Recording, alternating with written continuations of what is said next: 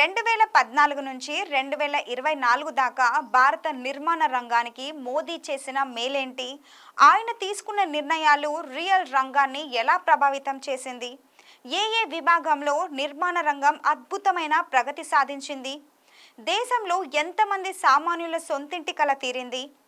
GST వసూల శాతం ఎంత పెరిగింది?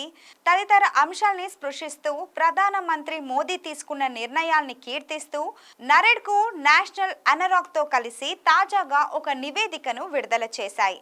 డిమానిటైజేషన్ జీఎస్టీలను పద్ధతి ప్రకారం లేకుండా దేశంలో ప్రవేశపెట్టి రియల్ రంగాన్ని నడ్డి విరిచిన నరేంద్ర మోదీ ఆ తర్వాత నిర్మాణ రంగానికి గొప్ప మేలు చేశాడంటూ తాజా నివేదిక ఉండడం విశేషం. మొన్న తెలంగాణ ఎన్నికల్లో కేసీఆర్ కారణంగా తెలంగాణ రియల్ రంగం ఎలా వృద్ధి చెందిందనే అంశంతో కొన్ని సంస్థలు నివేదికను వండి వార్చినట్టే ఈ రిపోర్ట్ ఉండడం గమనార్హం. భారత ప్రధానమంత్రిని ప్రసన్నం చేసుకోవడానికో లేదా ఆయన మెప్పును పొందడం కోసమో ఈ నివేదికను విడుదల చేసినట్టుగా స్పష్టంగా కనిపిస్తుంది.